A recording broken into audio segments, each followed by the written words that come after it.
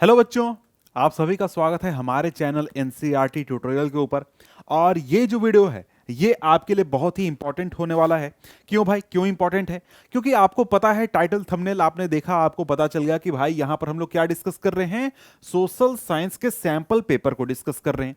और आप हैं 2022-23 के सेशन में, और आपको देना है क्लास 10th का बोर्ड, सीबीएसई बोर्ड। तो यहां पर ये सैंपल पेपर जो है ना, आपके लिए बहुत ही इंपॉर्टेंट होने वाला है। तो यहां पर इस वीडियो को देखने के बाद आप एक तरीके से क्लियर हो जाएंगे कि जो आपका सोशल साइंस है उनमें किस प्रकार के क्वेश्चन पूछे जाएंगे, कैसे कैसे मार्किंग स्कीम होगा। मतलब कि भाई किस प्रकार के 2 मार्क्स के क्वेश्चन आएंगे, कितने 3 मार्क्स के, कितने 5 मार्क्स के, कैसे क्वेश्चन आएंगे। ये बहुत सारी चीजें हैं जो कि यहां पर आपका क्लियर हो जाएगा। तो साथ में जो सॉल्यूशन है उसको भी हम लेकर चल रहे हैं, यानी कि जो आपका मार्किंग स्कीम है उसको मैंने यहां पर लिया है, और उसके आधार पर मैं आपको बताऊंगा कि किस तरीके से आपकी सारी चीजें होने वाली हैं। तो आइए हम शुरुआत करते हैं, और सबसे पहले क्या देखते हैं। सबसे पहले जो हमारा सीबीएसई के द्वारा रिलीज किया गया डाटा है कि भाई किस प्रकार के क्वेश्चन होंगे, वो हम देखेंगे। यानी कि जो क्वेश्चन पैटर्न होगा, एग्जामिनेशन पैटर्न, उसकी बात कर लेते हैं। तो जो हमारा बोर्ड एग्जाम होने वाला है ना, वो बोर्ड एग्जाम में जो सोशल साइंस है, ये टोटल मार्क्स होंगे 80 मार्क्स का आपका एग्जाम होगा। 3 घंटे का एग्जाम होगा, ठीक है। 2022-23 सेशन में जो कोड है 87 कोड सोशल साइंस, उसकी बात यहां पर हम कर रहे हैं। तो यहां पर सबसे पहले जो सीबीएसई है उसने क्या कहा, उसने कहा कि देखो भाई, यहां पर सबसे पहले आपसे पूछा जाएगा, एक ए सेक्शन होगा, यानी कि जो आपका पूरा पूरा जो क्वेश्चन पेपर होगा वो 6 सेक्शन में डिवाइडेड होगा। कितने? 6 सेक्शन में डिवाइडेड होगा। 6 सेक्शन में जो पहला सेक्शन है, सेक्शन ए, वो आपका 1 से 20, यानी कि कुल मिलाकर 20 क्वेश्चंस होंगे जो आपको एमसीक्यू के फॉर्म में होंगे। अब यहां पर लिखता है एमसीक्यू का फॉर्म, लेकिन आपको ऐसा नहीं है कि 20 के 20 सारे क्वेश्चन आपके एमसीक्यू के फॉर्म में होंगे। दूसरे फॉर्म भी हो सकते हैं, जैसे कि असर्शन रीजन हो सकता है। इसके अलावा फिल इन द ब्लैंक्स आपसे पूछा जाएगा। इसके अलावा आपको इमेज बेस्ड क्वेश्चन भी पूछा जाएगा। तो सैंपल पेपर में आगे आपको दिया गया है, जो कि हम वहां पर डिस्कस करेंगे।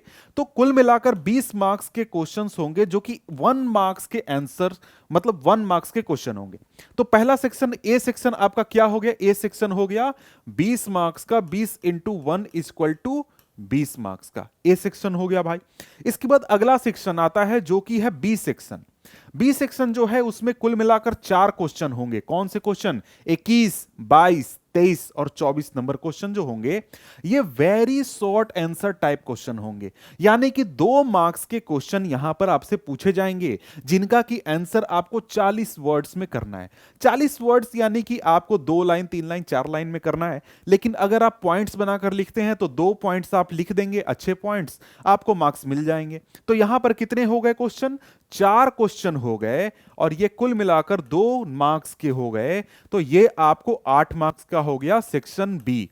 सेक्शन बी हो गया 8 मार्क्स का, ठीक है। इसके बाद है सेक्शन सी।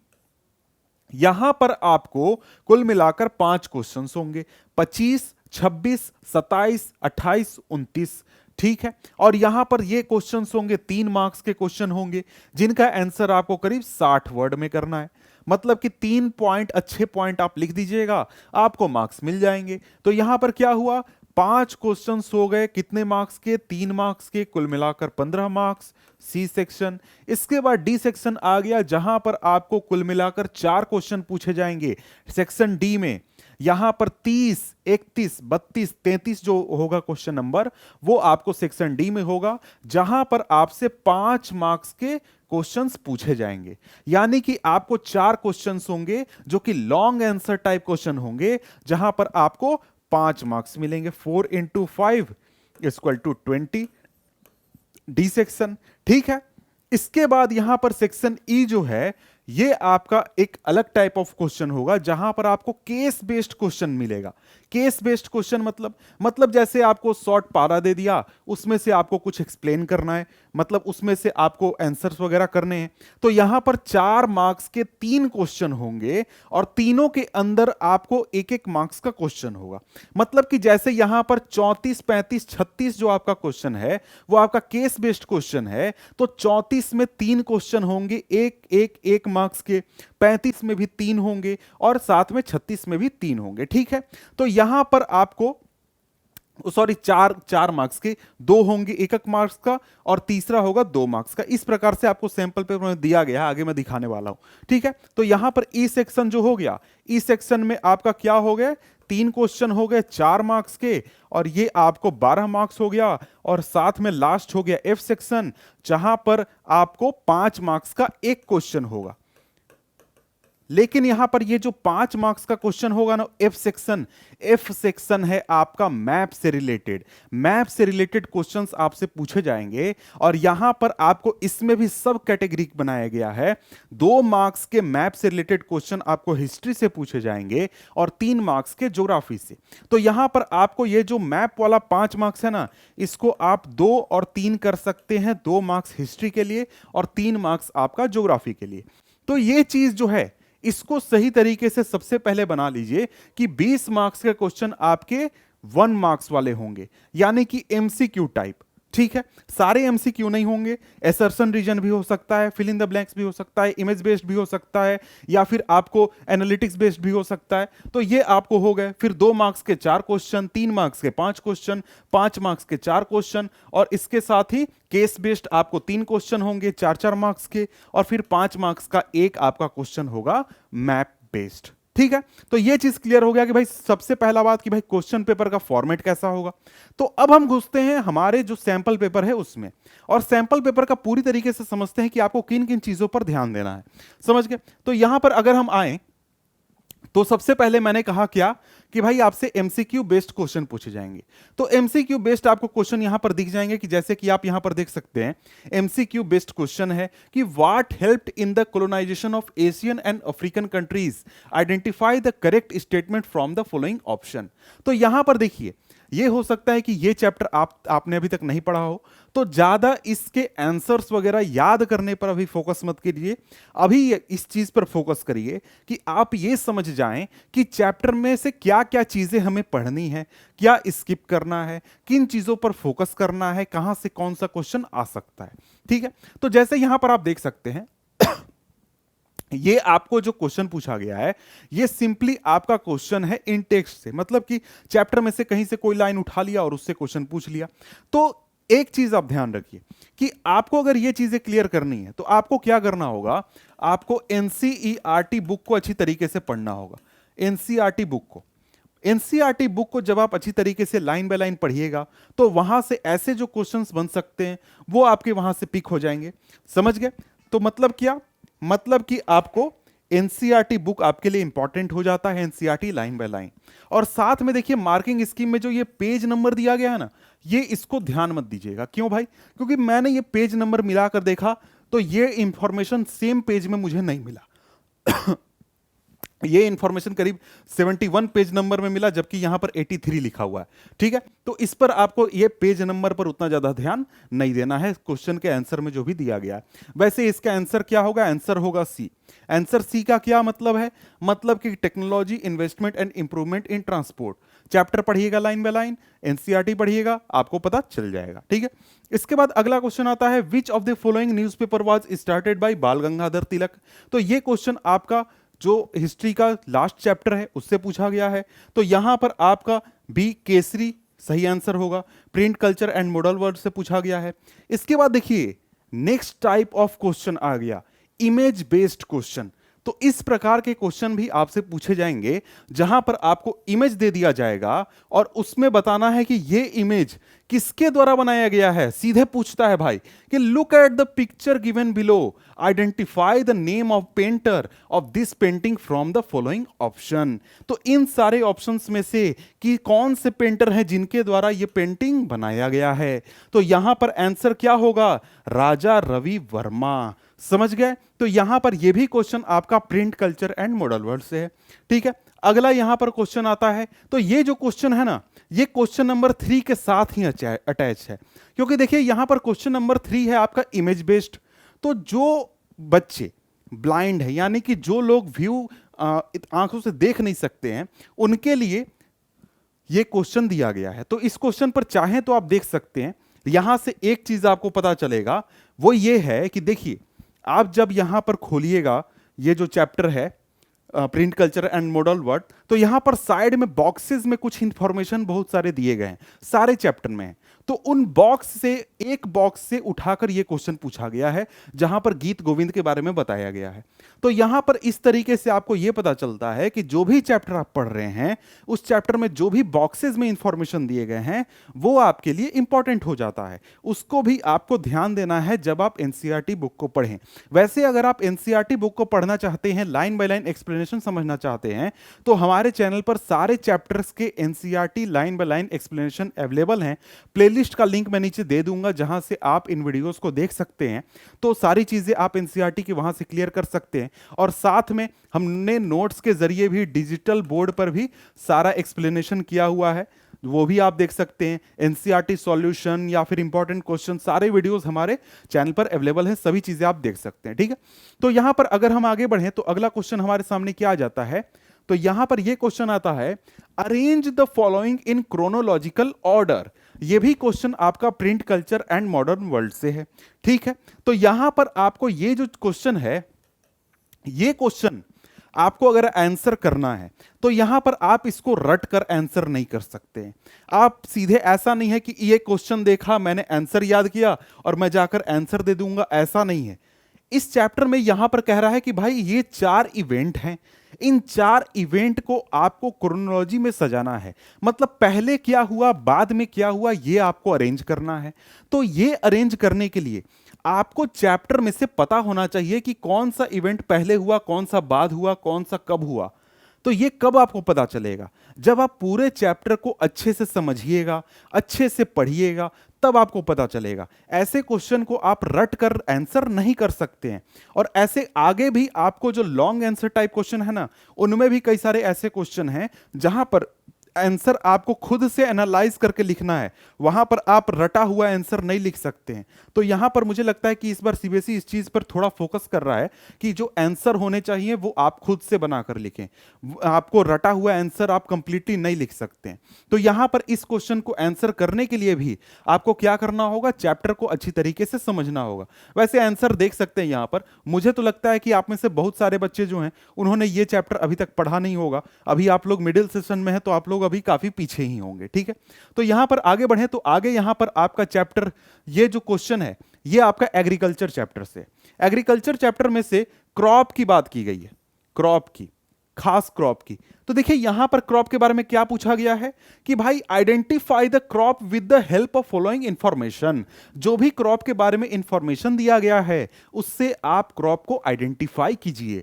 तो यहां पर वैसे तो आंसर बहुत ही आसान है, यहां पर कहता है कि ऐसा क्रॉप जिसको कि फूड और फॉडर के रूप में इस्तेमाल करते हैं। तो ये लाइन जैसे ही आप देखिए तो भाई पूरे एग्रीकल्चर चैप्टर में एक ही क्रॉप है जो कि फूड और फॉडर के रूप में यूज होता है, वो है बी मेज। तो ये तो आंसर काफी आसान है। यहां से हमें क्या पता चला, यहां से पता चला कि जो हमारा चैप्टर है एग्रीकल्चर, उसमें जितने भी क्रॉप्स हैं उनके सारे डाटा को आपको ध्यान में रखना है कि भाई वो फूड के रूप में, फॉडर के रूप में यूज होता है, उसका टेम्परेचर कितना है, कौन सा सॉइल उसको चाहिए, उसके अलावा कौन से आपको और अदर इंफॉर्मेशन उससे रिलेटेड जरूरी हैं। तो ये सारी चीजें आपको ध्यान में रखनी है। तो ये चीज आपको ध्यान में रखना है जब आप एग्रीकल्चर चैप्टर पढ़ें।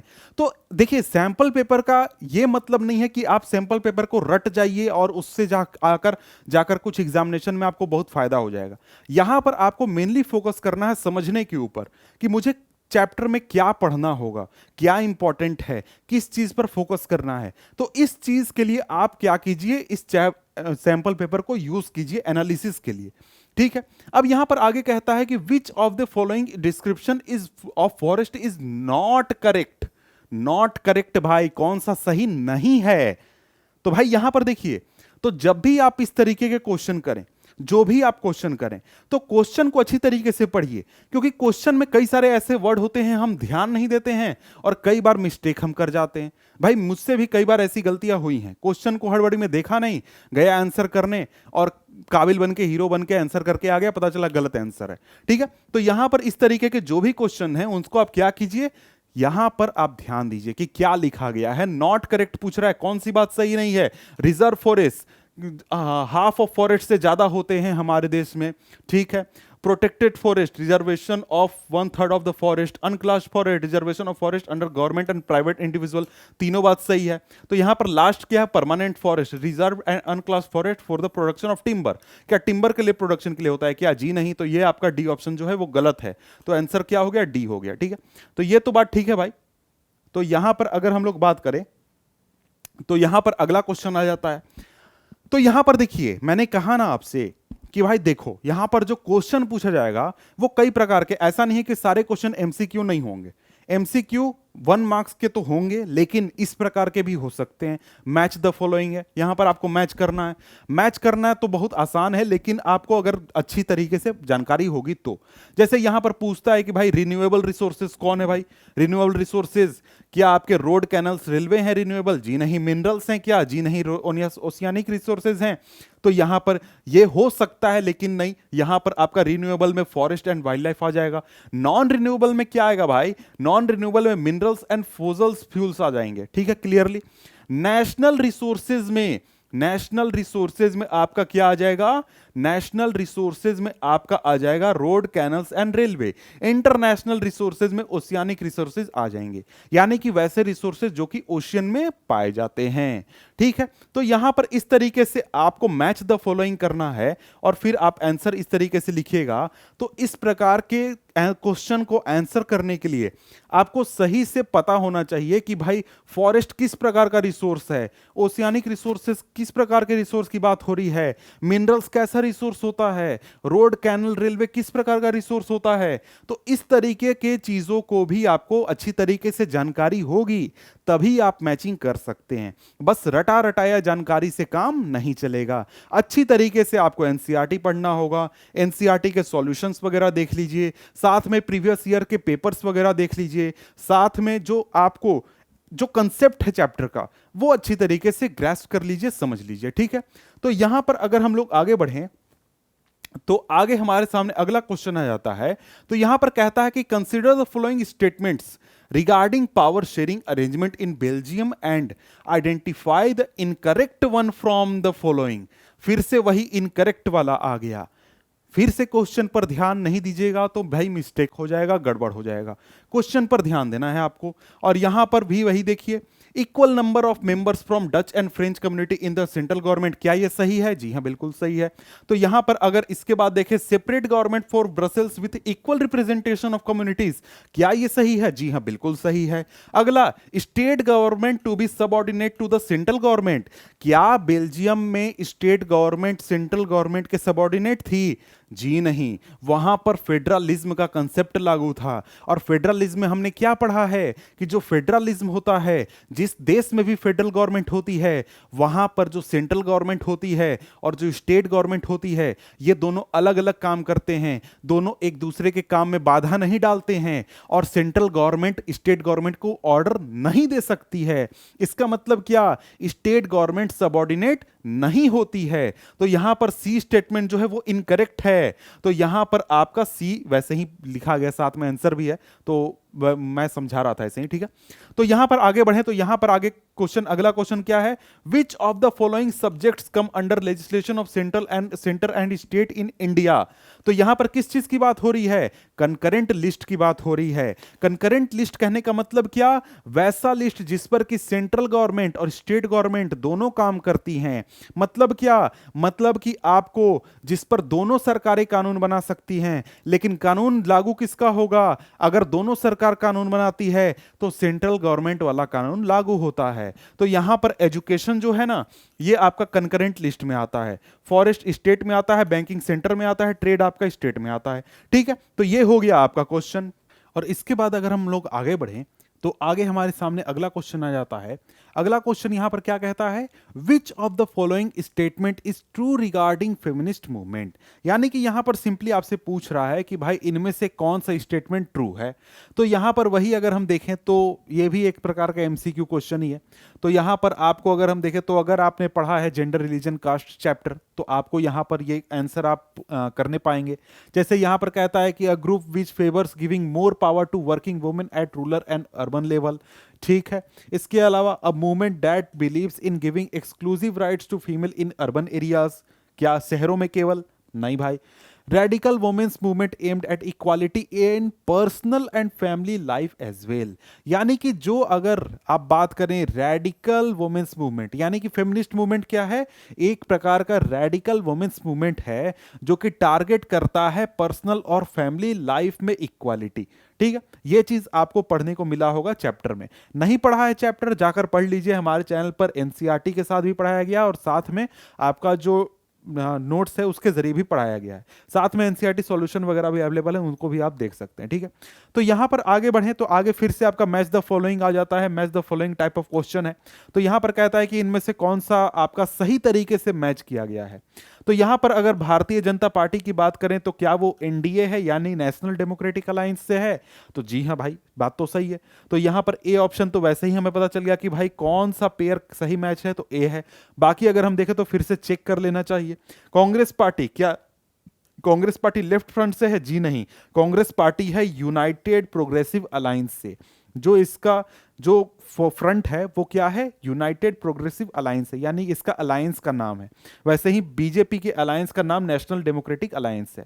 वैसे ही कम्युनिस्ट पार्टी जो है इसका अलायंस का नाम क्या है? Left front. Mizo national front party जो है वो क्या है? एक प्रकार का रीजनल पार्टी है। तो यहां पर ए ऑप्शन आपका सही है। ए ऑप्शन क्यों सही है भाई? क्योंकि वो सही तरीके से मैच किया हुआ है। तो देख रहे हैं कि आपको जो 1 मार्क्स के क्वेश्चन है उसमें कई प्रकार के क्वेश्चन आपको देखने को मिले। सिंपल एमसीक्यू भी देखने को मिले, मैच द फॉलोइंग मिला, या फिर उसके अलावा एनालिटिक्स बेस्ड मिला। अब यहां पर आ चुका है assertion reason.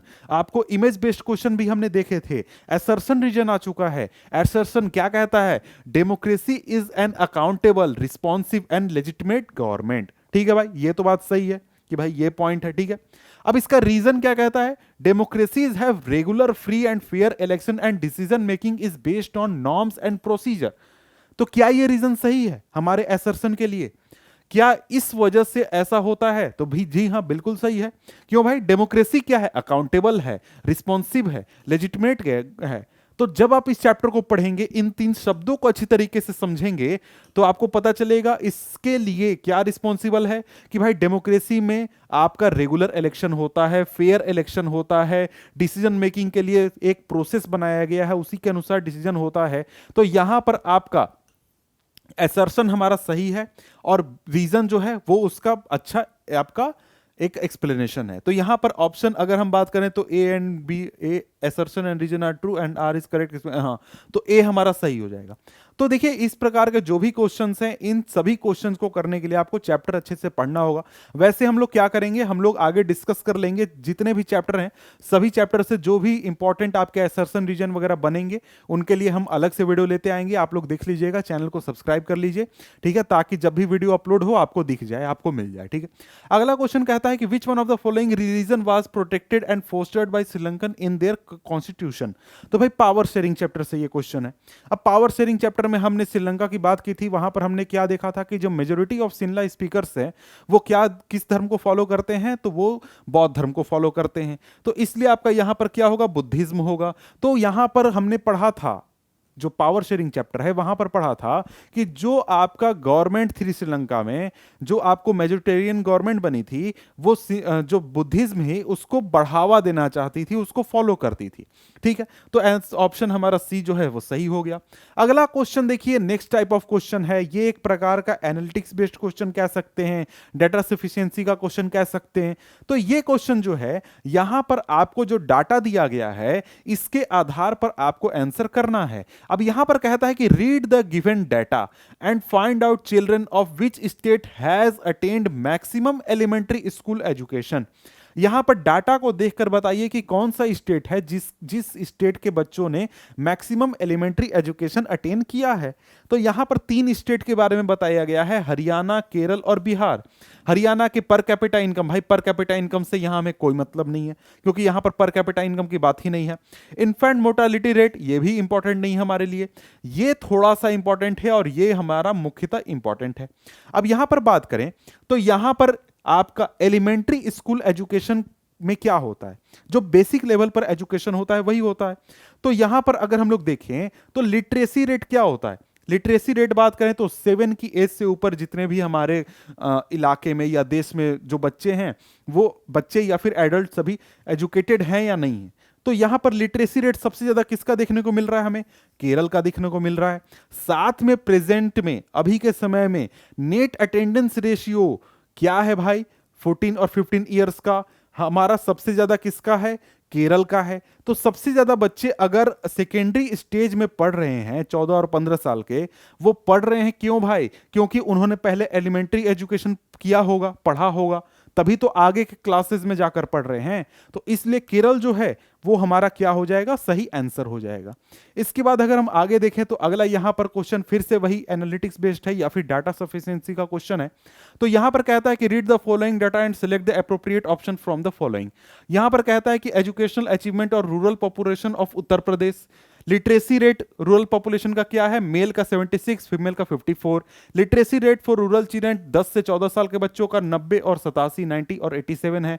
Percentage of rural children 10 to 14 attending school 85 and 82। यहां पर पूछता है how much percentage of girls are not attending school. Not पूछ रहा है कितने लड़कियां जो हैं वो स्कूल अटेंड नहीं कर रही हैं। तो यहां पर लिटरेसी रेट से उससे फर्क है क्या? जी नहीं। लिटरेसी रेट 10 से 14 साल से फर्क है क्या? जी नहीं। हमें ये लास्ट वाले डाटा से फर्क पड़ता है। और जिसमें यहां फीमेल की बात हो रही है तो 82 दिया गया है। तो 82% लड़कियां जो हैं वो क्या कर रही हैं? स्कूल जा रही हैं। तो बाकी की 18% लड़कियां जो हैं वो स्कूल नहीं जा रही हैं। तो ऑप्शन नंबर डी हमारा क्या हो जाएगा? सही हो जाएगा। तो देखिए यहां पर आपको मेन चीज क्या फोकस करना है कि भाई चैप्टर का कंसेप्ट आपका क्लियर हो, चैप्टर आपने अच्छी तरीके से पढ़ा हो, तभी आप क्या कर सकते हैं? तभी आप ऐसे क्वेश्चंस को आंसर कर सकते हैं जहां पर आपको रटा हुआ या फिर वन लाइन आंसर नहीं करना है। समझ गए? तो यहां पर आपको इन क्वेश्चंस को करने के लिए आपको चैप्टर का अंडरस्टैंडिंग काफी अच्छा होना चाहिए। यहां पर अब देखिए एक नया टाइप का क्वेश्चन है, ऑड वन आउट फाइंड करना है। ये तो लग रहा है जैसे एसएससी वगैरह का एग्जाम पूछ रहा है जहां पर आपको रीजनिंग डाला है, रीजनिंग जैसा ये क्वेश्चन है सिंपली। तो ऑड वन आउट भाई कौन सा सबसे अलग है? मतलब कि यहां पर आपको क्या फाइंड करना है? 3 ऐसे ऑप्शन जो कि एक जैसे हैं और चौथा ऑप्शन जो कि सबसे अलग है। देखिए कौन सा है भाई? यहां पर क्या पूछता है? Tourist guide, barber, tailor, potter. ठीक है। अगला option teacher, doctor, vegetable vendor, lawyer, postman, cobbler, soldier, police constable. और चौथा है Indian Railways, Jet Airways, Doordarshan, metro. तो यहां पर आपको सुन के ही अजीब लगा होगा कि ऊपर के जो तीनों ऑप्शन हैं ये एक तरीके से प्रोफेशन है कि भाई कोई टूरिस्ट गाइड का काम कर रहा है, कोई बार्बर है, कोई वेजिटेबल वेंडर है, कोई लॉयर है, कोई पुलिस कांस्टेबल है। लेकिन यहां पर जब हम इसकी बात करते हैं ना डी ऑप्शन की, तो यहां पर हम प्रोफेशन की बात नहीं कर रहे हैं। यहां पर हमारा ट्रांसपोर्ट का बात हो रहा है या फिर आपका जो कम्युनिकेशन है उसकी बात हो रही है। तो डी ऑप्शन हमारा क्या है? ऑड वन आउट है। समझ गए? ये तो उतना ज्यादा टफ नहीं है, आप आसानी से कर सकते हैं। अगला क्वेश्चन यहां पर फिल इन द ब्लैंक्स है, simple fill in the blanks. यहां पर कि भाई प्राइमरी, सेकेंडरी, टर्शरी, ये क्या है? आपका नेचर ऑफ इकोनॉमिक एक्टिविटीज के हिसाब से सेक्टर का डिवीजन किया गया है। तो भाई यहां पर ऑर्गेनाइज्ड और अनऑर्गेनाइज्ड जो सेक्टर हैं ये किस आधार पर डिवीजन किया गया है? तो अगर आपने ये चैप्टर अच्छी तरीके से पढ़ा है तो भाई बहुत बेसिक क्वेश्चन है ये, तो इसको आप आसानी से कर सकते हैं अगर आपने चैप्टर अच्छी तरीके से पढ़ा है तो। यहां पर ऑप्शन क्या कहता है? Nature of employment activities, nature of social activities, nature of production activities और नेचर ऑफ पॉलिटिकल एक्टिविटीज। तो भाई यहां पर ऑप्शन नंबर ए हमारा सही है। तो यहां पर अगर आप चैप्टर पर ध्यान दीजिएगा तो आपको पता चलेगा कि जो हमारा ऑर्गेनाइज्ड सेक्टर और अनऑर्गेनाइज्ड सेक्टर में क्या फर्क है। ऑर्गेनाइज्ड में जो एम्प्लॉयमेंट होता है वो एक प्रकार का सिक्योर्ड होता है, वहां पर बहुत सारे बेनिफिट दिए जाते हैं और बहुत वर्किंग कंडीशन जो होता है वो अच्छा होता है, वहां पर एम्प्लॉयमेंट बेनिफिट बहुत तरीके की चीजें होती हैं। लेकिन अनऑर्गेनाइज्ड में वैसा कुछ नहीं होता है। तो यहां पर क्या होगा? Option number A nature of economic activities, दोनों के नेचर में फर्क है। अगला क्वेश्चन यहां पर क्या कहता है? Read the information given below and select the correct answer. Rohan has taken a loan of 5 lakh rupees. 5 lakh का लोन लिया है रोहन ने बैंक से ताकि वो एक घर खरीद सके 12% के इंटरेस्ट रेट पर, और he has to submit papers of new house and salary record to the bank. What is this process is called? ये कौन सा प्रोसेस है भाई? तो भाई अगर आपने चैप्टर पढ़ा है मुझे लगता है कि अभी तक आपने पढ़ लिया होगा। तो वहां पर आपने बात किया होगा किस चीज के बारे में, कोलैटरल के बारे में, गिरवी रखने की बात हो रही है कि भाई तुम लोन दे पाओगे नहीं दे पाओगे, तुम्हें अपना कितना कमाते हो क्या करते हो, तो ये चीजें जो होती हैं वो आपका कोलैटरल में आती हैं। तो ऑप्शन नंबर बी हमारा क्या है, सही है। अब यहां पर इंटरेस्ट रेट तो नहीं होगा क्योंकि इंटरेस्ट रेट यहां पर है, प्रिंसिपल अमाउंट ये वाला हो गया, लेकिन ये जो प्रोसेस है ना, प्रोसेस क्या हो गया, कोलैटरल हो गया। ठीक है, आगे बढ़ते हैं। आगे यहां पर कहता है कि which of the following international agencies allow free trade and work on mutual trade between countries. कौन सा इंटरनेशनल ऑर्गेनाइजेशन है जो कि फ्री ट्रेड को बढ़ावा देता है, यहां पर अलाउ लिखा गया लेकिन एक तरीके से बढ़ावा देता है। ठीक है, और अलग अलग देशों के बीच में जो आपको म्यूचुअल ट्रेड यानी आपस में ट्रेड को बढ़ावा देने पर कौन सा ऑर्गेनाइजेशन काम करता है, तो ये तो काफी आसान है, WTO। आप आसानी से वर्ल्ड ट्रेड ऑर्गेनाइजेशन आसानी से लिख सकते हैं, उतना ज्यादा ये टफ क्वेश्चन है नहीं। ठीक है, इसके बाद आपका है आइडेंटिफाई द करेक्ट स्टेटमेंट। यहां पर फिर से एक अलग टाइप ऑफ क्वेश्चन है जो कि आपको 1 मार्क्स का ही है, लेकिन MCQ तो ये पूरी तरीके से है नहीं। ठीक है, तो यहां पर अगर हम लोग देखें, identify the correct statement about globalisation, globalisation के बारे में क्या सही बातें हैं, तो यहां पर removal of barriers by the government. ठीक है, क्या ये सही है? जी हां, बिल्कुल सही है कि जब क्या होता है, जब कोई सरकार बैरियर्स को कम करती है या फिर हटाती है तो वो उससे क्या होता है, ग्लोबलाइजेशन को बढ़ावा मिलता है। ठीक है, इसके अलावा foreign companies are allowed to set up factories, ये भी बात सही है। ग्लोबलाइजेशन में ऐसा होता है क्या? जी हां, होता है। जब ग्लोबलाइजेशन होता है तो क्या होता है, विदेश की कंपनियां आती हैं, फैक्ट्री लगाती हैं, उनको छूट दिया जाता है, परमिशन दिया जाता है। इसके बाद है ही has enabled all companies to increase their investment. क्या ऐसा हुआ है कि सभी कंपनियों को इन्वेस्टमेंट बढ़ाने का मौका मिला, फायदा मिला? तो ये तो हम नहीं कह सकते हैं। Has लिसेंड foreign investment and foreign trade, तो ये तो बिल्कुल ही गलत है, क्योंकि भाई ग्लोबलाइजेशन से फॉरेन ट्रेड और फॉरेन इन्वेस्टमेंट क्या हुआ है, बढ़ा है, बल्कि घटा नहीं है। समझ गए? तो यहां पर हमारा जो है ऑप्शन नंबर 1 और 2 जो है वो सही है। देखिए यहां पर हम लोग जो ये सैंपल पेपर देख रहे हैं ना, यहां पर सैंपल पेपर हम लोग आंसर रटने के लिए या फिर आंसर समझने के लिए नहीं देख रहे हैं। यहां पर हमारा प्राइमरी फोकस है कि भाई किस किस प्रकार के क्वेश्चन आएंगे, क्या हमें पढ़ना है, क्या नहीं पढ़ना है, ये सारी चीजें के लिए हम यहां पर सैंपल पेपर का एनालिसिस देख रहे हैं। समझ गए? वैसे सॉल्यूशन आप चाहें तो इसको देख लें, क्योंकि भाई देखिए सैंपल पेपर CBSE ने रिलीज किया है, इसलिए बहुत इंपॉर्टेंट हो जाता है। तो यहां पर जितने दिए गए क्वेश्चन हैं उनको भी आपको फोकस करना होगा जब भी आप एग्जाम देने जाएंगे। लेकिन यहां से आपको आइडिया मिलता है कि भाई किस प्रकार के क्वेश्चन CBSE पूछने वाला है। तो हमारे 1 मार्क्स के सारे क्वेश्चन तो हमने कवर कर लिए। अब हम आ जाते हैं B सेक्शन पर, जहां पर आपको 2 मार्क्स के क्वेश्चन पूछे जाएंगे और कुल मिलाकर 4 क्वेश्चंस पूछे जाएंगे। तो कितने हो गए? 8 मार्क्स के यहां पर आपको क्वेश्चन होंगे। ठीक है, अगला यहां पर बात करें तो यहां पर आपका आ जाता है 21 नंबर क्वेश्चन। यहां पर क्वेश्चन पूछता है analyse any 2 factors that were responsible for the great depression in America during 1929। अब ये जो आपका क्वेश्चन है, ये क्वेश्चन 2 मार्क्स का है। सिंपली आप 2 पॉइंट्स लिखेंगे तो आप आसानी से आपको यहां पर मार्क्स मिल जाएंगे। अगर हम लोग बात करें तो इस चीज को देखें तो ये जो क्वेश्चन है आपका, इस क्वेश्चन को आप जाकर देख सकते हैं पेज नंबर 71 पे, और यहां पर टॉपिक नंबर है 3.4 द ग्रेट डिप्रेशन, जहां पर आपको इस टॉपिक को अच्छी तरीके से आप पढ़ सकते हैं। समझ गए? जहां पर द ग्रेट डिप्रेशन के बारे में पूरे क्यों हुआ था, क्या कंडीशन थे, सारी चीजें बताई गई हैं। शॉर्ट में यहां पर देखें तो क्या हुआ था भाई, यहां पर जब आपका फर्स्ट वर्ल्ड वॉर चल रहा था, उसके बाद एग्रीकल्चर उस समय या फिर उसके बाद भी एग्रीकल्चर ओवर प्रोडक्शन हो रहा था। ओवर प्रोडक्शन होने लगा तो उससे क्या हुआ, आपका एग्रीकल्चरल प्राइसेस गिरने लगे, क्योंकि वार खत्म हो गया था, जरूरतें खत्म हो गई थी। और यहां पर प्राइस जैसे जैसे गिरने लगी तो एग्रीकल्चर इनकम, किसानों का एग्रीकल्चर इनकम कम होने लगा। तो किसानों ने क्या किया, अपने इनकम को बढ़ाने के लिए और भी ज्यादा खेती करने लगे। तो उससे क्या हुआ, उससे जो आपका अनाज था उसका कीमत और कम हो गया, क्योंकि मार्केट में अनाज बहुत ज्यादा हो गया, कोई खरीदने वाला नहीं था। तो इसके बाद क्या हुआ, मिड 1920s तक जो यहां पर आपके अलग अलग देश थे जो कि यूएस से मदद ले रहे थे अपने देश की स्थिति को सुधारने के लिए, यूरोप के कई सारे देश थे जो कि यूरोप अमेरिका से पैसे ले रहे थे, कर्ज ले रहे थे अपने देश की स्थिति को सुधारने के लिए। तो वहां पर सिचुएशन खराब होने लगा। क्यों?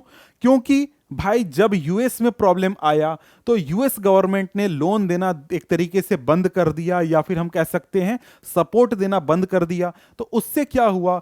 उससे जो आपके वर्ल्ड के अलग अलग देश थे, यूरोप थे, वहां पर क्या हुआ, बहुत तरीके के जो आपके बैंक्स थे वो कोलैप्स कर गए, और भी तरीके के बहुत सारे प्रॉब्लम आए, और अंततः क्या हुआ, ग्रेट डिप्रेशन आ गया।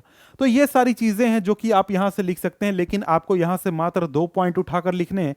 तो कंसेप्ट हमेशा क्लियर रखिए ताकि आपको ज्यादा परेशानी ना हो। उसके लिए आपको क्या करना है, चैप्टर को अच्छी तरीके से पढ़ना है, क्वेश्चन आंसर बाद में, पहले आपको एनसीईआरटी बुक को अच्छी तरीके से लाइन बाय लाइन समझना है, पढ़ना है, क्योंकि वहां से आपका कंसेप्ट क्लियर होगा। तो कहीं से कोई क्वेश्चन उठाकर पूछे तो आपको अगर मान लीजिए नहीं आता है ना, क्वेश्चन आपने रटा हुआ नहीं है, तो आप अपने से खुद से पॉइंट्स बनाकर लिख सकते हैं। और यहां पर आप सैंपल पेपर में देखेंगे जितने भी क्वेश्चंस हैं वो पॉइंट्स में लिखे गए हैं, इसलिए आपको भी ये प्रेफर करना चाहिए कि आप पॉइंट्स में ही आंसर दीजिए। जितने भी 2 मार्क्स के आपको लिखने हैं तो 2 पॉइंट लिखिए, 3 मार्क्स के क्वेश्चन है तो 3 पॉइंट लिखिए, 5 मार्क्स के क्वेश्चन है तो 5 पॉइंट लिखिए। अगर आपको थोड़ा सा अपना पॉइंट वीक लगता है तो एक एक्स्ट्रा पॉइंट लिख दीजिए, 2 की जगह 3 लिख दीजिए। ठीक है, तो यहां पर अगला क्वेश्चन क्या पूछता है, mention the provisions that constitute India into a secular country. Gender religion caste chapter का ये क्वेश्चन है। वहां पर आप जब रिलीजन की बात जहां पर होती है उस सेक्शन में जाएंगे तो वहां पर आपको ये पॉइंट वाइज ये क्वेश्चन का आंसर वहीं पर आपको मिल जाएगा। एनसीईआरटी में ही पॉइंट वाइज चीजें एक्सप्लेन की गई हैं। तो यहां पर जैसे कहा गया है कि इंडिया जो स्टेट है, इंडिया जो गवर्नमेंट है, यहां पर कोई भी ऑफिशियल रिलीजन नहीं है। हमारा कॉन्स्टिट्यूशन जो है वो किसी भी रिलीजन को स्पेशल स्टेटस नहीं देता है, जैसा कि पाकिस्तान में इस्लाम को स्पेशल स्टेटस है, या फिर श्रीलंका में बुद्धिज्म को स्पेशल स्टेटस है। उस तरीके से हमारे देश में कोई भी रिलीजन है नहीं है जिसको कि स्पेशल स्टेटस प्राप्त है। इसके अलावा जो कॉन्स्टिट्यूशन है वो हर एक इंडिविजुअल को, हर एक व्यक्ति को, हर एक कम्युनिटी को एक ये आजादी देता है कि वो अपने मर्जी से कोई भी रिलीजन को फॉलो कर सकता है, उसको प्रोपगेट कर सकता है, उसको प्रैक्टिस कर सकता है। कोई रिलीजन हो या फिर रिलीजन का कोई सेक्ट हो, उसमें कोई रोक टोक नहीं है। ठीक है, जो कॉन्स्टिट्यूशन है वो रिलीजन के आधार पर डिस्क्रिमिनेशन को क्या करता है, प्रोहिबिट करता है। आप नहीं कर सकते हैं रिलीजन के आधार पर डिस्क्रिमिनेशन। इसके अलावा सेक्युलरिज्म जो है वो हमारे देश का एक फाउंडिंग आइडिया है, हमारे कॉन्स्टिट्यूशन का एक बेसिक आइडिया है। इसके बाद इसी समय में जो कॉन्स्टिट्यूशन है वो सरकार को भी ये आजादी देता है कि वो रिलीजन में इंटरफेयर कर सकता है। अगर अगर सरकार को ऐसा लगता है कि भाई रिलीजन में किसी भी कानून की वजह से, धर्म की वजह से किसी भी इंडिविजुअल के साथ कोई भेदभाव हो रहा है, और ये सरकार की जिम्मेदारी है कि वो इक्वालिटी बनाए रखे, इसीलिए वो इंटरफेयर कर सकता है। तो ऐसे पॉइंट्स हैं, ये पूरा एक्सप्लेनेशन है, उसमें से 2 पॉइंट्स आप अच्छी तरीके से एक्सप्लेन करके लिख दीजिए, आपको मार्क्स मिल जाएंगे। अगला क्वेश्चन यहां पर पूछता है, suggest any 2 ways to conserve energy resources in India. तो यहां पर आप देखिए ये जो क्वेश्चन है ना, यहां पर आपको चैप्टर में भी कुछ पॉइंट्स मिल सकते हैं, वैसे आप चाहें तो खुद से भी बनाकर पॉइंट आंसर यहां पर कर सकते हैं। Promotion of energy conservation and increase use of renewable energy resources. Energy conserve करने का क्या तरीका है कि भाई हम लोग प्रोमोट करें कि दुनिया में सभी लोग क्या करें, भाई एनर्जी कंजर्व करें, रिन्यूएबल एनर्जी रिसोर्सेज को हमको ज्यादा यूज करना चाहिए। इसके साथ ही कॉशस अप्रोच हमें अपनाना चाहिए जुडिशियस यूज का, ताकि हम लिमिटेड एनर्जी रिसोर्स यूज करें।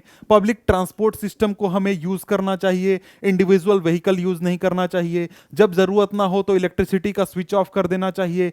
पावर सेविंग डिवाइसेस यूज करने चाहिए। तो यहां पे आप एग्जांपल में लिख सकते हैं क्या, कि भाई हम लोग एलईडी बल्ब का यूज कर सकते हैं, लो पावर वाले फैन का यूज कर सकते हैं, ऐसी पॉइंट्स को एक्सप्लेन कर सकते हैं। यूज नॉन कन्वेंशनल सोर्सेज, ये इस प्रकार के पॉइंट बनते हैं जो कि आप खुद से भी बनाकर लिख सकते हैं, और यहां पर आपको मार्क्स भी मिलेगा क्योंकि यहां पर काफी ये इजी क्वेश्चन है।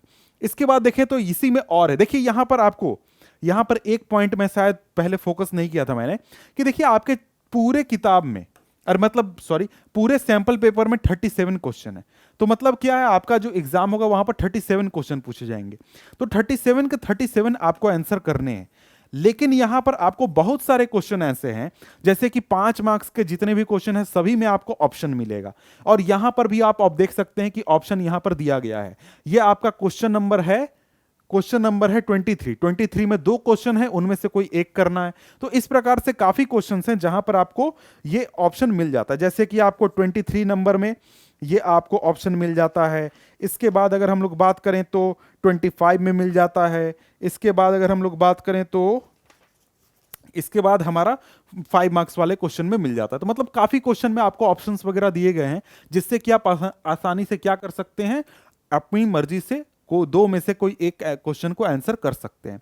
अब यहां पर आगे बोला गया है, in what ways government can increase employment in the rural areas. तो यहां पर बात करें तो एम्प्लॉयमेंट कैसे इंक्रीज किया जा सकता है, तो यहां पर आपको कई सारे तरीके, आप खुद से भी पॉइंट बना सकते हैं, लेकिन यहां पर जो बताया गया उसको हम देख लेते हैं। वैसे चैप्टर में ये चीजें एक्सप्लेन की गई हैं, तो वहां से आप लोग देख लें कि भाई इस टॉपिक को समझ गए। तो यहां पर अगर यहां इस सैंपल पेपर को देखो तो यहां पर कहता है कि मेगा प्रोजेक्ट्स कई सारे सरकार इंट्रोड्यूस करती है। मेगा प्रोजेक्ट कहने का मतलब क्या है कि मान लीजिए कोई इलाका है, वहां पर कोई डेवलपमेंट नहीं हो रहा है, कोई काम नहीं हो रहा है, लोगों के पास जॉब नहीं है, तो सरकार क्या करेगी, जाएगी वहां बोलेगी चलो कल से रोड बनाओ, रोड बनाओ। तो वहां पर रोड बनाने में करीब 1000 लोग या फिर 2000 लोग क्या करेंगे, काम करेंगे। तो क्या मिला, इनको रोजगार मिल गया। अब ये 2000 लोग यहां काम कर रहे हैं, तो बगल में 4 लोग दुकान लेकर खड़े हो गए, तो इनको भी रोजगार मिल गया। तो इस तरीके से क्या कर सकती है सरकार, मेगा प्रोजेक्ट लगाकर, जैसे कि डैम बनाना, कैनल बनाना, रोड बनाना, इन चीजों के जरिए जॉब जनरेट कर सकती है। इसके अलावा by introducing tertiary facilities in an area, tertiary facilities जैसे सरकार क्या करेगी, किसी कंपनी के साथ पार्टनरशिप करके कोई बीपीओ ऑफिस खोल देगी, कोई आईटी सेक्टर की काम करने लगेगी, या फिर लोगों को जॉब में भर्ती करेगी, पुलिस के जॉब में, या फिर सरकारी जो टीचर्स होते हैं और भी तरीके के वेरियस जॉब्स होते हैं जहां पर भर्ती कर सकती है। इसके अलावा सरकार आइडेंटिफाई प्रमोट करेगी इंडस्ट्रीज को सेमी रूरल एरियाज में, मतलब जो लोकल इंडस्ट्री होते हैं, स्मॉल स्केल इंडस्ट्री होते हैं, उनको प्रमोट कर सकती है।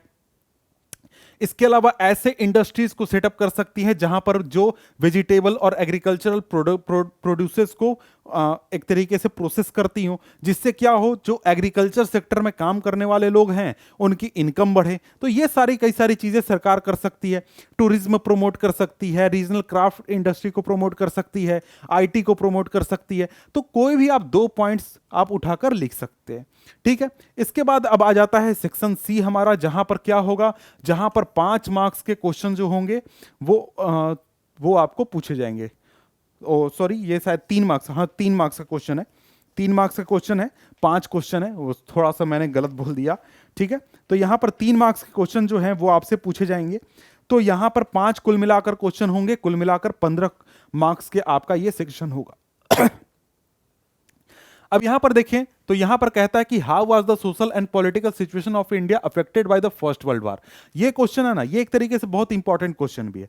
और जब भी आप चैप्टर खोलते हैं, चैप्टर नंबर 2 नेशनल इन इंडिया, तो सबसे पहला टॉपिक यही आपको देखने को मिलता है। तो ये एक तरीके से कहें कि क्या हुआ था, तो भाई फर्स्ट वर्ल्ड वॉर चल रहा था। फर्स्ट वर्ल्ड वॉर में क्या हुआ कि यहां पर कई तरीके से आपके नए इकोनॉमिक पॉलिटिकल सिचुएशन बने। कैसे भैया, तो जब वार चल रहा था तो वार में लड़ने के लिए सैनिकों की जरूरत थी। तो जो अंग्रेज थे वो जबरदस्ती लोगों को सेना में भर्ती कर रहे थे, तो उससे लोग काफी गुस्सा थे। दूसरा पॉइंट क्या बन सकता है, सिंपल सा चीज है भाई, कि जब 1913-14 में जो प्राइसेस थे सामान के, वार खत्म होते होते तक 1918-19 आते आते तक जो प्राइसेस थे, नॉर्मल गुड्स के प्राइसेस भी डबल हो चुके थे, दुगने महंगे हो चुके थे। इसके अलावा जो युद्ध लड़ने के लिए सरकार ने टैक्स लिया था, मतलब कि सॉरी, जो लोन वगैरह लिए थे उसको चुकाने के लिए, या फिर युद्ध के लिए जो पैसा चाहिए उसको चुकाने के लिए, खर्चा को पूरा करने के लिए सरकार ने इंडिया में इनकम टैक्स लगा दिया, इंपोर्ट ड्यूटी लगा दिया, और भी कई तरीके के टैक्सेस लगा दिए। इसके अलावा जो गांव के इलाके थे वहां पर लोग काफी गुस्सा थे, किस बात से, कि वहां पर जो अनाज वगैरह है उसकी भी काफी कमी हो रही थी। और पहले भी मैंने एक पॉइंट बताया कि भाई क्या था, लोगों को जबरदस्ती आर्मी में भर्ती किया जा रहा था, और कई इलाकों में अनाज फसल खराब हो गई थी। इसकी वजह से बहुत ज्यादा शॉर्टेज थी फूड की। और इसके बाद ही उसी समय में 1 साल बाद क्या आया था, इन्फ्लुएंजा आया था, जिसकी वजह से लाखों करोड़ों की संख्या में इंडिया में लोग मारे गए थे। तो ये कई सारे पॉइंट हैं जिनकी वजह से क्या हुआ था, पूरा इकोनॉमिक और पॉलिटिकल सिचुएशन जो है वो आपका खराब हो गया था। वैसे आप चाहें तो इसको दो अलग अलग कैटेगरीज में करके पॉइंट बना सकते हैं, जैसे कि पॉलिटिकल सिचुएशन के दो पॉइंट लिख दीजिए और इकोनॉमिक सिचुएशन में क्या चेंज हुआ उसके दो पॉइंट लिख दीजिए। इकोनॉमिक सिचुएशन में टैक्सेस वाला पॉइंट लिख दीजिएगा, इसके साथ ही आप जो आपका प्राइसेस हैं उसका पॉइंट लिखेगा, और पॉलिटिकल सिचुएशन में लिखिएगा जो फोर्स्ड रिक्रूटमेंट है, या फिर इन्फ्लुएंजा एपिडेमिक है, या फिर आपका जो ये आपका जो पॉइंट है, या फिर फूड का शॉर्टेज है। ये सारे पॉइंट आप पॉलिटिकल सिचुएशन में लिख सकते हैं। तो अलग अलग भी करके एक्सप्लेन कीजिएगा तो आपको मार्क्स मिल जाएंगे। ठीक है, अगला क्वेश्चन यहां पर कहता है, उसी क्वेश्चन का देखिए, मैंने कहा था ना ऑप्शन है, ऑप्शन यहां पर भी है कि भाई देखो, how did the Indian merchant and industrialist relate themself to the civil disobedience movement. Civil disobedience movement से जो आपके मर्चेंट थे और इंडस्ट्रियलिस्ट थे, वो उन्होंने किस तरीके से खुद को जोड़ा, ये क्वेश्चन हमारे यहां पर पूछता है। तो यहां पर कहता है कि देखिए, इंडियन मर्चेंट और इंडस्ट्रियलिस्ट जो थे वो अपने बिजनेस को एक्सपैंड करने के लिए काफी कीन थे, मतलब काफी वो चाहते थे कि भाई उनका बिजनेस बढ़े। लेकिन वो बार बार देख रहे थे कि जो कॉलोनियल पॉलिसीज थी, यानी जो अंग्रेजों के द्वारा बनाई गई कानून थी, उसकी वजह से उन्हें काफी ज्यादा लॉस होता था और वो अपना बिजनेस एक्सपैंड नहीं कर पाते थे। और अंग्रेज जो थे, यानी जो इंग्लिश ब्रिटिश जो बिजनेसमैन थे, उनको काफी फेवर मिलता था। तो यहां पर ये जो इंडस्ट्रियलिस्ट थे या फिर जो मर्चेंट थे, ये चाहते थे कि इनका प्रोटेक्शन किया जाए फॉरेन गुड से। फॉरेन गुड से मतलब विदेशों से जो सामान इंपोर्ट होता है उससे बचाया जाए। रूपी स्टर्लिंग फॉरेन एक्सचेंज जो है उसको ऐसा बनाया जाए जिससे कि हमें फायदा हो, मतलब भारत के व्यापारियों को फायदा हो, विदेश के व्यापारियों को फायदा ना हो। इसके अलावा to organise business interest they form the Indian Industrial and Commercial Congress 1920। मतलब उन्होंने अपनी बातों को एक तरीके से वजन देने के लिए उन्होंने क्या किया, ग्रुप बनाया। कौन सा? पहला एक तो यहां पर नाम आप फिक्की याद कर लीजिए, फिक्की बना था 1927 में। इसके बाद दूसरा है Indian Industrial and Commercial Congress, यह बना था 1920 में। फिक्की का पूरा नाम क्या है? Federation of the Indian chamber of commerce and industries. ठीक है, इसके अलावा जो आपके दूसरे इंडस्ट्रियलिस्ट थे, पुरुषोत्तम दास ठाकुरदास और जीडी बिरला, इन्होंने क्या किया, इन्होंने कॉलोनियल कंट्रोल, इंडियन इकोनॉमी के ऊपर जो कॉलोनियल कंट्रोल था उसका विरोध किया। साथ में सिविल डिसोबीडियंस के मूवमेंट को सपोर्ट किया, फाइनेंशियली भी सपोर्ट किया। और इसके साथ ही इन्होंने फाइनेंशियल असिस्टेंट दिया, जो कि मैंने बताया आपको। और साथ में जो इंपॉर्टेंट गुड्स थे उनका सेल और बाय करने से एक तरीके से मना कर दिया। तो ये सारे काफी पॉइंट है, यहां पर आपको कोई भी पॉइंट, 3 पॉइंट आप उठाकर लिख सकते हैं। अगला क्वेश्चन कहता है, examine the factor influence the distributive pattern of railway network in India. तो ये आपका जो ज्योग्राफी का चैप्टर है उससे रिलेटेड है। तो यहां पर आप कई सारे पॉइंट बना सकते हैं कि भाई क्या क्या रीजन है जिसकी वजह से रेलवे नेटवर्क जो है वो आपका इफेक्ट होता है। मतलब किसी इलाके में नेटवर्क ज्यादा है, जैसे यूपी के इलाके में नेटवर्क ज्यादा है और साउथ के इलाके में कम है। क्यों है भाई, ऐसा क्यों है? क्या सरकार यूपी को ज्यादा फेवर करती है क्या? जी नहीं, वैसा रीजन नहीं है। रीजन क्या है? तो वहां पर कई सारे फैक्टर्स हमने पढ़े थे, जैसे कि भाई जो आपका फिजिकल फैक्टर है, जो आपका टेरेन है, वो उसके हिसाब से रेलवे, जैसे अगर जो हमारा नॉर्दर्न प्लेन का इलाका है ये पूरा समतल भूमि है तो यहाँ पर रेलवे बिछाना आसान होता है। साउथ में जो साउथ के रीजन्स हैं वहां पर पहाड़ वगैरह ज्यादा हैं, वहां पर रेलवे बिछाना मुश्किल होता है। इस तरीके के पॉइंट आप बनाकर आप लिख सकते हैं। यहाँ पर जैसे नॉर्दर्न प्लेन अलग अलग, यहां पर जो पॉइंट बनाया गया है, यहां पर इंडिया के अलग अलग इलाके को अलग अलग शो करके बताया गया है। आप खुद से भी अपने मर्जी से भी पॉइंट वगैरह बनाकर लिख सकते हैं। तो यहां पर जैसे बताया कि नॉर्दर्न प्लेन में हमको क्या होता है कि रेलवे का कंसंट्रेशन ज्यादा है। क्यों ज्यादा है भाई? क्योंकि यहां पर लेवल लैंड है, हाई पॉपुलेशन डेंसिटी है, एग्रीकल्चरल रिसोर्सेज ज्यादा हैं। इसके अलावा लार्ज नंबर ऑफ रिवर्स हैं जहां पर क्या होता है, कंस्ट्रक्शन करने की जरूरत होती है। लेकिन जो हमारा पेनिनसुलर रीजन है, हिमालयन रीजन है, ये हमारा हिली टेरेन है, यहां पर रेलवे ट्रैक्स बिछाना काफी मुश्किल होता है। यहां पर गैप्स, टनल्स वगैरह बनाने पड़ते हैं, तो इस वजह से यहां पर कंसंट्रेशन ज्यादा है। राजस्थान के डिजर्ट में क्या है, यहां पर सैंडी प्लेन है, यहां पर रेलवे बिछाना बहुत ही मुश्किल होता है। गुजरात के स्वैम्स और जो मध्य प्रदेश के फॉरेस्ट हैं, यहां पर भी बिछाना एक तरीके से मुश्किल होता है। यहां के लिए जो हमारा जो रेलवे है वो एक तरीके से सूटेबल नहीं है, क्योंकि भाई यहाँ पर रेलवे का डेवलपमेंट काफ़ी मुश्किल है। जो झारखंड, उड़ीसा, छत्तीसगढ़ है, यहाँ पर भी रेलवे डेवलपमेंट काफ़ी आसान नहीं है। तो इस तरीके से पॉइंट को एक्सप्लेन करके लिख सकते हैं। देखिए यहाँ पर मैं ज़्यादा फोकस नहीं कर रहा हूँ समझाने पर। क्यों भाई? उसका रीज़न ये है कि क्योंकि यहाँ पर हम क्वेश्चंस को फोकस कर रहे हैं कि भाई किस प्रकार के क्वेश्चन आएंगे और आंसर आप किस तरीके से दे सकते हैं। यहाँ पर आपको अगर इन चीज़ों का एक्सप्लेनेशन चाहिए, कौन कौन से इंपॉर्टेंट क्वेश्चन है, उनके आंसर क्या होंगे, इस चीज़ पर फोकस करना है। तो यहाँ पर हमारे पास हमारे चैनल पर वीडियोस अवेलेबल हैं जहां पर हमने पूरे चैप्टर को एनसीईआरटी बुक से पढ़ाया है, फिर नोट्स के जरिए पढ़ाया है। हर चैप्टर का एनसीईआरटी सॉल्यूशन है, हर चैप्टर के इंपॉर्टेंट क्वेश्चंस आंसर हैं जो कि प्रीवियस ईयर में पूछे गए हैं, मैप आइटम्स हैं, इमेजेस हैं, सारी चीजें हैं जो कि आप हमारे चैनल पर देख सकते हैं। तो आप हमारे चैनल पर जाएं, वहां पर आपको सारी चीजें अच्छी तरीके से एक्सप्लेन मिल जाएंगी। तो यहां पर एक्सप्लेनेशन पर हम ज्यादा फोकस नहीं कर रहे हैं। हाँ, यहां से आपको आइडिया लेना है कि आपको आंसर किस तरीके से करना है, क्योंकि ये सीबीएसई एक आपको मॉडल आंसर दे रहा है कि भाई इस हिसाब से आप आंसर करिएगा तो आपको मार्क्स वगैरह जो है वो अच्छी तरीके से मिलेंगे। ठीक है, तो यहां पर अगर हम लोग अगला क्वेश्चन देखें तो यहां पर अगला क्वेश्चन क्या आ जाता है, in what ways multinational corporation different from other companies, explain with example. यानी कि जो डोमेस्टिक कंपनीज हैं और जो हमारा मल्टीनेशनल कंपनीज हैं, इनके बीच में कंपैरिजन आपको करना है। तो कंपैरिजन में आप क्या कीजिएगा, मल्टीनेशनल कंपनीज को एक्सप्लेन कीजिएगा, डोमेस्टिक कंपनीज को एक्सप्लेन कीजिएगा, उसका एग्जांपल दे दीजिएगा। तो यहां पर उस तरीके से आप आंसर कर दीजिएगा तो आपको आसानी से मार्क्स मिल जाएंगे। तो आंसर चाहे तो आप देख सकते हैं, वैसा कुछ खास ये क्वेश्चन है नहीं, आसानी से आप आंसर कर सकते हैं। तो यहां पर अगला क्वेश्चन क्या पूछता है, differentiate between democratic and non democratic government. Democratic government और नॉन डेमोक्रेटिक गवर्नमेंट के बीच में क्या अंतर होता है? भाई बहुत बेसिक क्वेश्चन है, ठीक है, लेकिन यहां पर देख लेते हैं। डेमोक्रेटिक गवर्नमेंट ट्रांसपेरेंट, लेजिटिमेट और अकाउंटेबल गवर्नमेंट होती है, वहीं जो नॉन डेमोक्रेटिक गवर्नमेंट होती हैं वो अपने हिसाब से क्या करती हैं, बनती हैं, चलती हैं और वो किसी के प्रति रिस्पॉन्सिबल नहीं होती हैं। डेमोक्रेटिक गवर्नमेंट जो होती हैं वो फ्रीडम और डिग्निटी प्रोवाइड करती हैं हर एक व्यक्ति को बिना किसी डिस्क्रिमिनेशन के साथ। डेमोक्रेसी में क्या होता है, कोई भी कंफ्लिक्ट होता है उसको सॉल्व किया जाता है बातचीत करके, डिस्कशन करके, डिबेट करके, नेगोशिएशन करके, ना कि वहां पर जबरदस्ती किसी की बात थोपी जाती है किसी के ऊपर। लेकिन जो हमारा नॉन डेमोक्रेटिक होता है वहां पर जो राजा ने जो कह दिया या फिर जो लीडर है उसने जो कह दिया वही होगा, दूसरा कोई बात कुछ भी कह नहीं सकता है। माइनॉरिटी और मेजोरिटी जो है वो मिलजुल कर साथ में रहते हैं डेमोक्रेसी में, लेकिन नॉन डेमोक्रेटिक कंट्री में क्या होता है, माइनॉरिटी को दबाया जाता है, उसकी बात नहीं सुनी जाती है। जैसे कि चाइना में आप एग्जाम्पल देख सकते हैं, जो तिब्बत के लोग हैं वो क्या है, माइनॉरिटी में है, बौद्ध धर्म मानने वाले हैं, माइनॉरिटी में हैं, और उनको जबरदस्ती जो चाइना की सरकार है वो क्या करती है, दबाती है। और यहां पर हर एक व्यक्ति के डिग्निटी को इनहेंस करता है डेमोक्रेसी, वहीं पर दूसरा नहीं करता है। तो इस तरीके से आप पॉइंट्स वगैरह बना सकते हैं। इसके बाद अगर हम लोग अगला क्वेश्चन देखें तो अगला क्वेश्चन यहां पर हमारे सामने आ जाता है, tertiary sector is different from other sector, justify the statement with suitable argument. तो यहां पर देखिए, यहां पर टर्शियरी सेक्टर की बात की जा रही है।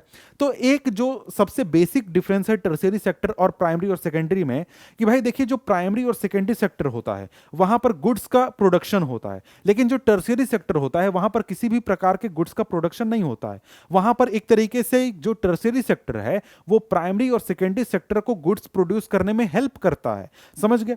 तो यहां पर देख लेते हैं कि सीबीएसई क्या आंसर बताता है। यहां पर कहता है कि tertiary sector is basis service sector whereas primary and secondary are the sector that produce goods. वही बात है जो मैंने कहा, tertiary sector support and help in the development of primary and secondary sectors. वही बात है जो मैंने कहा, tertiary activities are an assistance for the production process. Tertiary sector provide services like transport, banking, communication. It generate more employment than other sector any other relevant. वही चीज है जो मैंने कहा कि भाई टर्शियरी सेक्टर जो है वो खुद से कुछ प्रोड्यूस नहीं करता बल्कि दूसरे सेक्टर को मदद करता है प्रोड्यूस करने में, और ऐसे सर्विसेज प्रोवाइड करता है जिससे कि प्राइमरी और सेकेंडरी सेक्टर जो है वो अपने प्रोडक्शन को बढ़ा सकता है। इसके बाद आ जाता है हमारा नेक्स्ट सेक्शन जहां पर हम लोग 5 मार्क्स वाले क्वेश्चन की बात करने वाले हैं, और कुल मिलाकर 4 क्वेश्चन आएगा आपका 5 मार्क्स का। कुल मिलाकर आपको 20 मार्क्स का यह सेक्शन हो जाएगा। तो यहां पर इसको आइए हम जरा सा क्या करते हैं, देख लेते हैं। तो यहां पर हमारा जो अगला क्वेश्चन आ जाता है वो है हमारा 5 मार्क्स का क्वेश्चन। अब यहां पर 5 मार्क्स के क्वेश्चन में आपको जो क्वेश्चन नंबर है वो 30 से लेकर 34 तक रहेगा, 30 से 34 तक। अब यहां पर 30 नंबर जो क्वेश्चन है वो यहां पर जैसा कि हम देख सकते हैं ये आपका क्वेश्चन है चैप्टर नंबर 1 से। हिस्ट्री का जो चैप्टर नंबर 1 है उससे पूछा गया है और बहुत ही बेसिक क्वेश्चन है। ये क्वेश्चन जो है ना, जब भी आप एक तरीके से देखिएगा इस चैप्टर को, तो ये क्वेश्चन आपको सबसे सामने दिखेगा। कौन सा क्वेश्चन है भाई? Highlight the various measures and practices that French revolutionaries introduced to create a sense of collective identity among the French people। ये आप क्वेश्चन जो है ना, जब भी आप पढ़िएगा तो आपको सबसे ज्यादा ये क्वेश्चन दिखेगा, कहीं भी आप पढ़िएगा इस चैप्टर को तो। ठीक है, तो ये क्वेश्चन में कुछ वैसा एक्सप्लेन करने के लिए है नहीं। ये क्वेश्चन तो बहुत कॉमन क्वेश्चन है, सभी लोगों को पता होगा, आंसर भी पता होगा कि भाई देखो यहां पर जो फ्रेंच रिवॉल्यूशनरीज थे उन्होंने फादरलैंड का कंसेप्ट दिया था, सिटीजन का कंसेप्ट दिया था, ट्राई कलर फ्रेंच फ्लैग आया था, इसके अलावा स्टेट जनरल इलेक्ट किया गया था, नए हाइम्स बनाए गए थे, सेंट्रलाइज्ड एडमिनिस्ट्रेशन बनाया गया था, इसके बाद ही इंटरनल कस्टम ड्यूटीज को खत्म किया गया था, uniform system of weight and measure लाया गया था, रीजनल डायरेक्ट को दबा करके जो फ्रेंच था पेरिस वर्जन उसको प्रमोट किया गया था। ये सारी चीजें की गई थी जो कि फ्रेंच रिवॉल्यूशनरीज के द्वारा कॉमन आइडेंटिटी क्रिएट करने के लिए, कलेक्टिव आइडेंटिटी क्रिएट करने के लिए लाया गया था। अब ये जो क्वेश्चन है, जितने भी आपके 5 मार्क्स के क्वेश्चन है सभी में आपको ऑप्शन मिलेगा, यानी कि 2 क्वेश्चन रहेंगे, 30 नंबर क्वेश्चन में 2 क्वेश्चन, 31 में 2, 32 में 2, 33 में 2, 2 क्वेश्चन में से कोई एक आपको आंसर करना है। तो यहां पर जो सेकंड ऑप्शन भी आपको क्वेश्चन दिया गया है ये भी इसी चैप्टर से है, हिस्ट्री के चैप्टर नंबर 1 से। अब यहां पर है highlight the role of Otto von Bismarck in the making of Germany. तो यहां पर जो जर्मन यूनिफिकेशन है उससे क्वेश्चन पूछा गया है। इसी तरीके से जो इटली का यूनिफिकेशन है वो भी इंपॉर्टेंट हो जाता है, और साथ में हमारा ब्रिटेन भी इंपॉर्टेंट हो जाता है, तीनों का यूनिफिकेशन इंपॉर्टेंट हो जाता है। जर्मनी में आपको ऑटो वन बिस्मार्क का पढ़ना है, इसके साथ ही अगर आप इटली पढ़ेंगे तो इटली में भी वैसे ही पर्सनालिटीज हैं, 3 पर्सनालिटीज हैं जो कि मुख्यतः जिनके जो कि इटली में इंपॉर्टेंट हैं, उनके बारे में आपसे पूछा जा सकता है। तो यहां पर भी मुझे वैसे कुछ एक्सप्लेन करने के लिए है नहीं, यहां पर बेसिक चीजें हैं जो कि जो आप चैप्टर पढ़ेंगे तो उसी में आपको मिल जाएगा। वैसे मैं शॉर्ट में अगर बताऊं तो यहां पर यही चीज है कि जो नेशनल यूनिफिकेशन यानी कि जर्मन यूनिफिकेशन का जो जिम्मेदारी है वो किसने अपने ऊपर लिया, तो भाई जर्मन जो प्रशा की सरकार थी उसने लिया। जो प्रशा के चीफ मिनिस्टर थे ऑटो वन बिस्मार्क, उन्होंने क्या किया, बहुत सारे काम किए, वो एक तरीके से इस प्रोसेस के आर्किटेक्ट थे। पूरा प्रोसेस, पूरा जो स्टेप लिए गए थे वो इन्हीं के द्वारा लिए गए थे।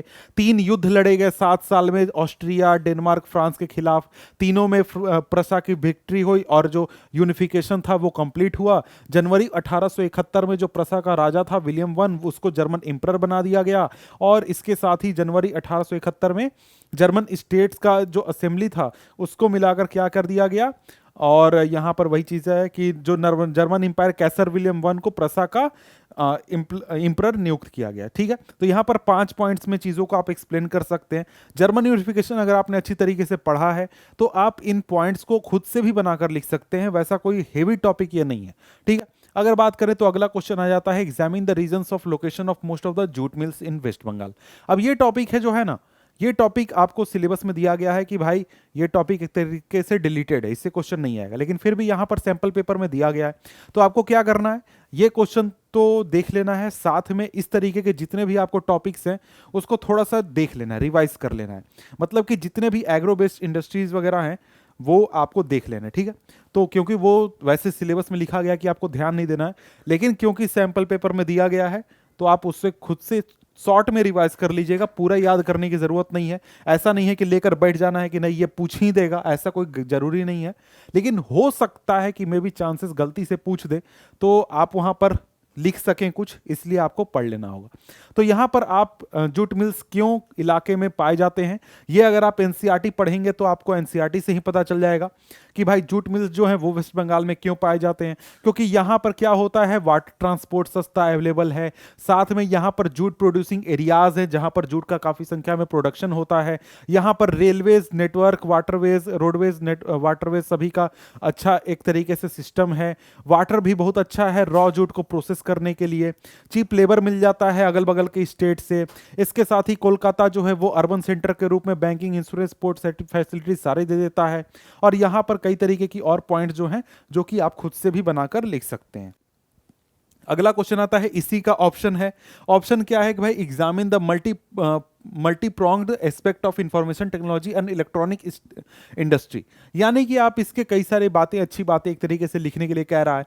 तो यहां पर आप एक्सप्लेन कर सकते हैं कि भाई इलेक्ट्रॉनिक इंडस्ट्रीज के क्या फायदे हैं, या फिर जो हमारा आईटी सेक्टर है उसके क्या फायदे हैं। यहां पर जैसे कि इलेक्ट्रॉनिक इंडस्ट्री में कई तरीके के इंडस्ट्री आ जाते हैं, चाहे कि मोबाइल फोन बनाना हुआ, पेजर बनाना हुआ, टेलीफोन एक्सचेंज, रडार, कंप्यूटर, सारी चीजें।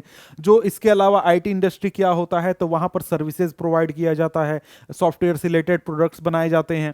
और यहाँ पर जो बेंगलोर है वो काफ़ी फेमस एक लोकेशन है। इसके अलावा मुंबई, दिल्ली, हैदराबाद, पुणे, सारे जो शहर हैं वो भी इंपॉर्टेंट लोकेशन के रूप में उभर रहे हैं। इसके अलावा आप और भी पॉइंट्स को एक्सप्लेन कर सकते हैं। बीपीओ सर्विस के बारे में आप चाहें तो एक्सप्लेन कर सकते हैं। बहुत मतलब वैसा देखिए, यहाँ पर 5 मार्क्स में जितने भी क्वेश्चन दिए गए हैं ना, कोई भी क्वेश्चन थोड़ा सा भी कॉम्प्लिकेटेड नहीं है, सीधा सीधा क्वेश्चन है। जब भी आप किसी भी चैप्टर से पढ़िएगा तो जो क्वेश्चन सबसे सामने आपको दिखेगा, सबसे वही क्वेश्चन यहां पर लिखा गया है। तो इन क्वेश्चंस को आंसर करना उतना ज्यादा टफ नहीं है। Describe the role of political parties in India, यानी कि पॉलिटिकल पार्टीज के रोल क्या, उनका फंक्शन है, ये आप एक्सप्लेन कर सकते हैं। जो पॉलिटिकल पार्टी चैप्टर है उसमें एक पूरा सेक्शन ही आपको एनसीईआरटी में इस चीज के ऊपर, तो वहां से आप पॉइंट जो है वो आसानी से लिख सकते हैं। 7 पॉइंट दिए गए हैं आपके एनसीईआरटी में, 5 लिखना है, आसानी से आप लिख लीजिएगा, कोई कंप्लेक्स चीज है नहीं। तो इसके बाद यहां पर आगे क्या है, डिस्क्राइब द नेसेसिटी और utility of political parties. Political parties हमारे लिए क्यों जरूरी है, तो वो भी आपको एनसीईआरटी में एक्सप्लेन किया गया है। बहुत ही आसानी से आप अगर एनसीईआरटी पढ़ेंगे आपको ये सारे आंसर मिल जाएंगे। Elected representative will be accountable to their constituency for what they do in the locality. और भी बहुत सारे पॉइंट है, आप आसानी से उठाकर लिख सकते हैं। वैसा कोई कंप्लेक्स ये टॉपिक नहीं है, ठीक है। बहुत इजी इजी क्वेश्चंस हैं जो कि आप आसानी से आंसर कर सकते हैं। तो मुझे जब मैं पूरा क्वेश्चन देख रहा था तो उसमें सबसे इजी जो सेक्शन मुझे मिला वो मुझे मिला ये आपका लॉन्ग आंसर वाला क्वेश्चन। जो लॉन्ग आंसर वाले जितने भी क्वेश्चन है वो इजी क्यों है, क्योंकि भाई यहां पर जो क्वेश्चन पूछे जा रहे हैं ना, थोड़ा सा भी कंप्लेक्स नहीं है। सीधा सीधा सामने सामने जो टॉपिक दिख रहा है एनसीईआरटी में, वो सीधे बड़े बड़े टॉपिक से क्वेश्चन उठाकर डाल दिए गए हैं। समझ गए। तो यहां पर ऐसा नहीं है कि मान लेना है कि जितने 5 मार्क्स वाले क्वेश्चन आएंगे वो आपको इजी रहेंगे, आप आसानी से आंसर कर लेंगे, ऐसा जरूरी नहीं है। समझ गए। तो यहां पर आपको एक तरीके से समझ के चलना है कि कुछ क्वेश्चंस होंगे जो कि बहुत इजी होंगे, कुछ क्वेश्चन मॉडरेट होंगे, कुछ क्वेश्चन बहुत टफ होंगे। तो आपको सभी को एक तरीके से पढ़ने की जरूरत है, सभी तरीके के क्वेश्चन देखने की जरूरत है। अब यहां पर सेल्फ हेल्प ग्रुप के बारे में पूछ रहा है कि सेल्फ हेल्प ग्रुप के बारे में बताइए।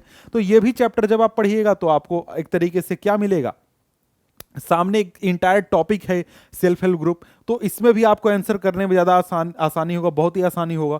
तो इसमें भी मैं ज़्यादा एक्सप्लेन नहीं कर रहा हूँ, क्योंकि ये सारी चीज़ें जो हैं वो एक तरीके से पॉइंट वाले हैं, इनको आपको रटने की ज़रूरत है, यहाँ पर एक्सप्लेनेशन वगैरह की ज़रूरत है नहीं, ठीक है। इसके बाद है explain the significance of reserve bank of India. Reserve bank of India के बारे में आप बताइए, उसका क्या इंपॉर्टेंस है बताइए। तो भाई इंपॉर्टेंस के रूप में आप लिख सकते हैं कि भाई देखो, जो रिजर्व बैंक है वो इंडिया के सारे बैंकिंग सिस्टम को कंट्रोल करता है, मैनेज करता है, उनके जो बैंक्स है उनके लोन एक्टिविटीज़ को कंट्रोल करता है, उसके ऊपर नज़र रखता है, निगरानी रखता है, फॉर्मल सोर्स ऑफ लोन के ऊपर निगरानी रखता है। बैंक जो हैं उनको कुछ नॉर्म्स एंड प्रोसीजर्स को फॉलो करने के लिए मजबूर करता है आरबीआई, उनके ऊपर निगरानी रखता है। और इस तरीके से और भी पॉइंट्स बन सकते हैं, जैसे कि जो उनके कैश बैलेंस है, कितना मिनिमम बैलेंस बैंक को रखना चाहिए, आरबीआई मॉनिटर करेगा। किसको किसको लोन दे रहा है कोई बैंक, वो आरबीआई उस पर नजर रखता है कि सभी प्रकार के लोगों को लोन मिले। इस तरीके की चीजों को आप एक्सप्लेन आसानी से कर सकते हैं। अगला क्वेश्चन यहां पर देखिए अब आपका आ जाता है जो आपके सोर्स बेस्ड क्वेश्चंस हैं, केस बेस्ड क्वेश्चन कह लीजिए या फिर सोर्स बेस्ड क्वेश्चन कह लीजिए। यहां पर ये जो सोर्स है ये आपको दिया गया है और इसी से रिलेटेड आपको क्वेश्चन पूछा जा रहा है। 3 क्वेश्चन इससे रिलेटेड क्वेश्चंस हैं, और जहां पर 2 क्वेश्चन 1 मार्क्स का है, सॉरी, और थर्ड आपका 2 मार्क्स का क्वेश्चन है। अब यहां पर देखिए, मैं पूरा ये पढ़कर और इसको एक्सप्लेन करने वाला हूं नहीं।